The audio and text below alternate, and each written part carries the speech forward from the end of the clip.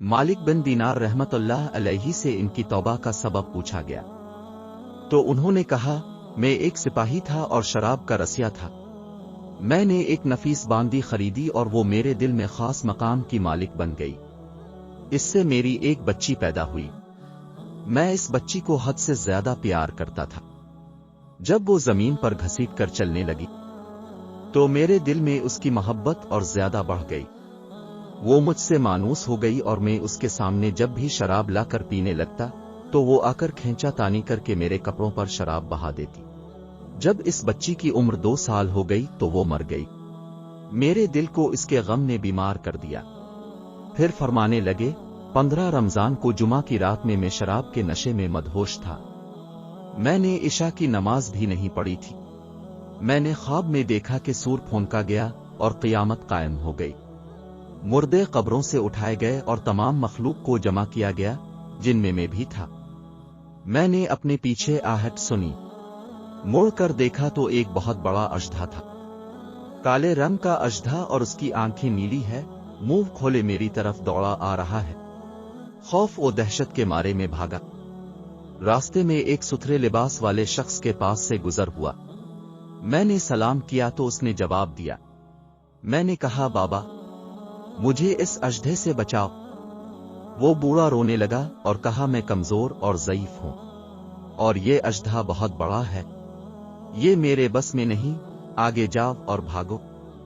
शायद अल्लाह ताला तेरी नजात की कोई सूरत बना दे। मैं आगे भागने लगा और एक बुलंद जगह पर चढ़ गया। इधर मैंने जहन्नम के तबकात को झांक कर देखा, उनकी हौलनाकियां देखी। करीब था कि अजधे के खौफ से मैं इनमें गिर जाता।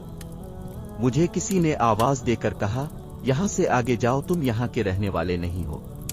मैं इसकी बात से मुतमईन हो गया और वहां से वापस लौटा तो अजधा मेरे पीछे था।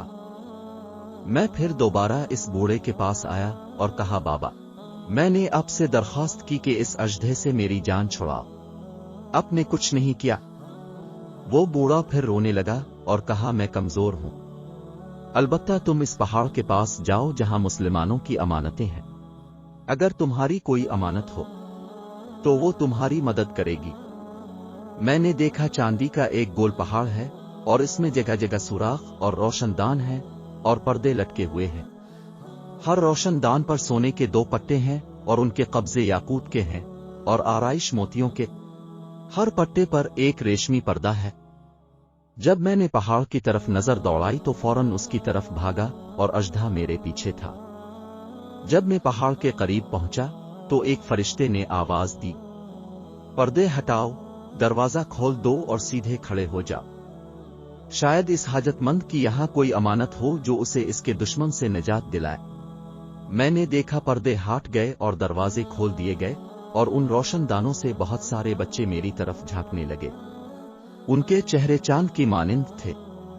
इसी दौरान अजधा भी मेरे नजदीक पहुंच चुका था। मैं इस वक्त हैरान रह गया जब इनमें से एक बच्चे ने चलाकर कहा, अबे सब आओ, इसका दुश्मन उसके करीब आ गया। चुनांचे वो जौक दर जौक खड़े होकर झांकने लगे। अचानक मेरी वो बच्ची जो मर चुकी थी वो भी उनके साथ झांक रही है। जब इसने मुझे देखा तो रोने लगी और कहा, हाय ये तो मेरा बाप है। फिर इसने नूर के झुरमट में तीर की तेजी के साथ छलांग लगाई और मेरे सामने आकर खड़ी हो गई।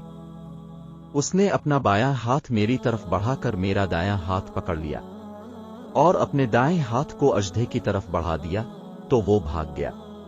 फिर इसने मुझे बिठाया और मेरी गोद में बैठ गई और अपने दाएं हाथ से मेरी दाढ़ी पकड़कर कहा, ए अब्बा जान, क्या मोमिनों के लिए वो वक्त नहीं आया कि उनके दिल अल्लाह के जिक्र के लिए झुक जाएं। मैं रोने लगा और कहा, ए बेटी, तुम लोग भी कुरान को जानते हो? उसने कहा, हम तो अब से भी ज्यादा कुरान को जानते हैं। मैंने कहा, अजधे के बारे में तो कुछ बताओ जो मुझे हलाक करने के दर पे था। उसने कहा, वो आपका बुरा अमल है जिसको अपने ताकतवर बनाया और वो आपको जहन्नम की आग में डुबोना चाहता है। मैंने कहा, इस बूढ़े के बारे में बताओ जो रास्ते में मिला। उसने कहा, वो आपका नेक अमल है जिसे अपने इतना कमजोर कर दिया कि अब वो बुरे अमल का मुकाबला नहीं कर सकता। मैंने कहा, ए बेटी, تم اس پہاڑی میں کیا کرتی ہو؟ اس نے کہا ہم سب مسلمانوں کے بچے ہیں، ہم یہاں قیامت تک رہیں گے، تمہارے انتظار میں ہیں، جب تم آؤ گے تو ہم تمہاری سفارش کریں گے۔